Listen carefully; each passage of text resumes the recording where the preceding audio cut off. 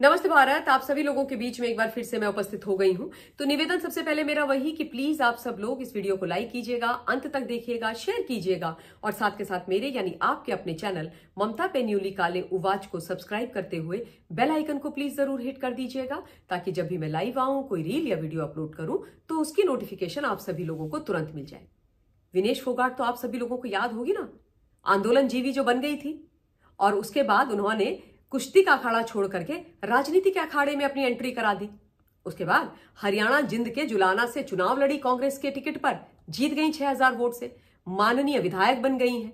गांधी परिवार के प्रियंका दीदी के बड़े करीबी हैं, लेकिन बड़े बड़े वादे चुनाव के समय पर जुलाना के लोगों से करने वाली, रोध होकर के अपनी कहानी सुनाने वाली, मैं मर जाऊंगी, जान दे दूंगी लेकिन जुलाना से 1 मिनट के लिए दूर नहीं होंगी, जुलाना के लिए काम करूंगी 24x7 कहने वाली, जब चुनाव के बाद पहला विधानसभा का सत्र हुआ तो विधानसभा के सत्र से गायब हो गई, विधानसभा से गायब हो गई हैं। चुनाव जीतने के बाद जुलाना में कहीं दिखाई नहीं दे रही हैं और इसीलिए अब उनके गुमशुदा के जो पोस्टर्स होते हैं वो हर जगह पाट दिए गए हैं जुलाना के अंदर। यानी वहां के लोग कह रहे हैं कि हमारी तो जो मैडम एमएलए हैं वो गायब हो गई हैं। गुमशुदा की तलाश केंद्र में इनकी फोटो भिजवानी पड़ेगी कि किसी को मिले तो पकड़ करके कान इनका यहां लेकर के आइए कि बड़े बड़े वादे करे थे, प्रियंका दीदी को भी बुलवाया था झूठ बोलने के लिए और अब तो दिखाई नहीं दे रही हो, गधे के सिर से सींग जैसे गायब हो गई हो। पूरा विधानसभा का सत्र निकल गया, लेकिन एक दिन तो छोड़िए, 1 सेकंड छोड़ दीजिए, 1 मिली सेकंड के लिए मोहतरमा नहीं पहुंची विधानसभा में। अब कोई इनसे ये बोले जो पहली बार एमएलए बनी है कि अगर विधानसभा में नहीं जाओगी तो जुलाने वालों की सेवा कैसे करोगी, उनका कर्ज कैसे चुकाओगी। जिस कर्जे की बात कर रही थी कि मैं ऋणी रहूंगी जिंदगी भर, तुम लोगों ने मुझे जिता दिया है, तो उनका ऋण कैसे चुकाओगी, उनकी सेवा कैसे करोगी, उनका विकास कैसे करोगी, उनकी समस्याओं का समाधान कैसे करोगी। हवा में घूम के तो नहीं कर सकती, गांधी परिवार की कॉर्निश बजा के तो नहीं कर सकती, कांग्रेस पार्टी के लिए अपनी सेवाएं देकर के तो नहीं कर सकती, है ना। उसके लिए तो क्षेत्र में रहना पड़ेगा, क्षेत्र की जनता से मिलना पड़ेगा, उनकी समस्याओं को सुनना पड़ेगा और उनकी समस्याओं को सुनने के पश्चात उनको लेकर के विधानसभा में जाना पड़ेगा और उनका निवारण करवाना पड़ेगा। तो ये सब तो आप करती हुई दिखाई नहीं दे रही हैं। विधानसभा में आप पहुंचेंगी तब तो काम करेंगी, है ही नहीं। और जानते हैं आप कहां पर हैं ये मैडम जो बड़ी बड़ी बातें केवल हवा में करती हैं। ये स्टार प्रचारक बनकर के घूम रही हैं हिंदुस्तान। आज रिजल्ट आ रहा है, सारे जो चुनाव हुए थे अभी उन सब का।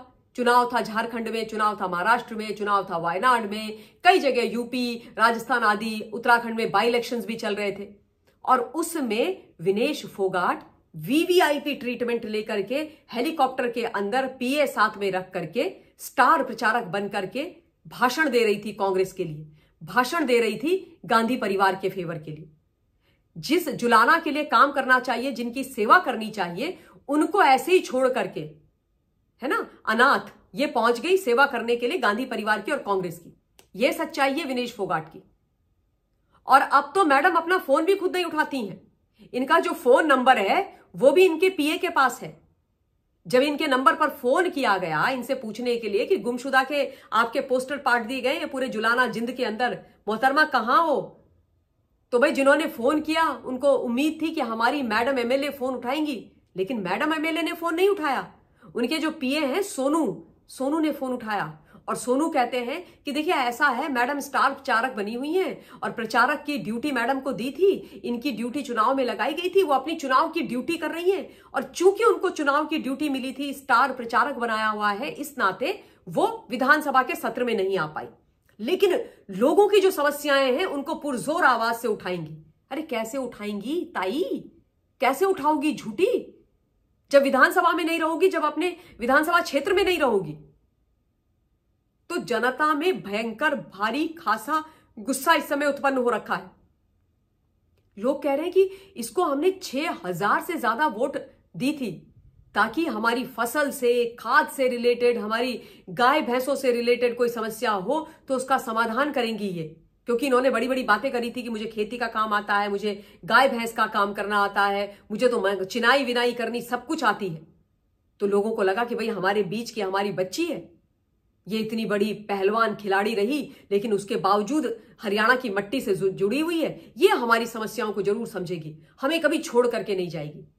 लेकिन उनको ये समझ ही नहीं आया कि इन्होंने तो जितना कुछ भी अब तक किया है शायद इसीलिए किया आंदोलन जीवी बनी आदि आदि आदि, ताकि इनको कांग्रेस में एंट्री मिल जाए और इनको टिकट मिल जाए, ये विधायक बन जाए और इनका आगे का जो लाइफ और जिंदगी है, सारा करियर इनका सेट हो जाए, इनके पति सबका सेट हो जाए। तो अपने लिए तो इन्होंने सब कुछ कर लिया, मलाई मत्ता इकट्ठा कर लिया। अब जुलाना वाले जाएं तेल लेने, 5 साल के बाद चुनाव होंगे, फिर देखेंगे। 5-6 महीने पहले पहुंच जाएंगे, झूठी सच्ची कहानियां सुना के रो धो के तब तक कोई नई नौटंकी बना लेंगे। उसके बाद बेचारे भोले शरीफ तो लोग होते हैं हमारे हरियाणा के भी भाई बहन, उनको झांसे में ले लेंगे। लेकिन याद रखना, मैडम एमएलए विनेश फोगाट काठ की हांडी बार बार नहीं चढ़ती है। एक बार जनता ने आप पर भरोसा करके आपको वोट दे दिया, अगर इस तरीके से गायब रहोगी तो दोबारा आपको कोई नहीं जिताएगा। और यह सच्चाई कांग्रेस पार्टी की है। कांग्रेस पार्टी पूरा दोहन और इस्तेमाल कर रही है विनेश फोगाट का, हर जगह ले जा करके उनको पार्टी के लिए चुनाव जितवाने के लिए स्टार प्रचारक बना करके घुमवा रही है। और जुलाना जहां पर इन सब ने बड़ी बड़ी बातें करी थी, प्रियंका दीदी भी तो गई थी, प्रियंका दीदी की भी एक लगी थी जनसभा, बहुत बड़ी बड़ी बातें करी थी। वो बेचारे जुलाना वाले जिन्होंने खूब तालियां बजाई, जिन्होंने खूब आशीर्वाद दिया, वोट दिया, उनको इन्होंने छोड़ दिया। वो अपने आप को ठगावा सा महसूस कर रहे। और यही सच्चाई विनेश फोगाट की भी। देखिए, विनेश फोगाट तो वो महिला है जिस लड़की के साथ इन्होंने अपना आंदोलन आरंभ करा था जंतर मंतर में, ये बोल करके कि हमारा यौन उत्पीड़न हुआ, हमारे साथ गलत हुआ, हम महिलाओं के हक की लड़ाई लड़ेंगे, हम महिलाओं की इज्जत के लिए लड़ेंगे। जिसके साथ बैठे थे उस साक्षी मलिक ने ही अब इनके ऊपर आरोप लगाने शुरू कर दिए। साक्षी मलिक ने अपनी किताब छापी है, उसमें उसने क्या क्या खुलासे कर डाले, उस पर मैं ज्यादा जाऊंगी नहीं। लेकिन जिस दिन ये विनेश ने और बजरंग पूनिया ने कांग्रेस ज्वाइन करी थी, तो उस दिन भी उसने यही बोला था कि भाई इनकी जिंदगी, इनको जो करना है, लेकिन आंदोलन कमजोर हुआ है और आंदोलन का गलत इस्तेमाल हुआ है। इसका क्या मतलब होता है कि आपने महिलाओं के नाम पर, महिलाओं के सर पे चढ़ के, उनको अपने लिए इस्तेमाल करके एक आंदोलन खड़ा किया और उसके बाद आप नेतागिरी करने के लिए पहुंच गई।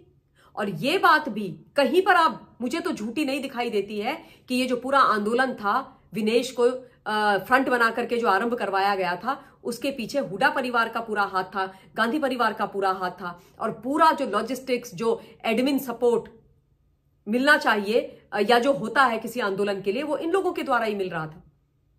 क्योंकि ओलंपिक से भी जब विनेश वापस आई तो भूपेंद्र हुड्डा जी के बेटे एयरपोर्ट पे लेने चले गए, बिल्कुल गाड़ी में खड़े थे विनेश के साथ। उसके तुरंत बाद इन्होंने कांग्रेस ज्वाइन कर ली और उसके बाद ये तमाम चीजें, इनकी राजनीति की जो नौटंकी है वो आरंभ हो गई।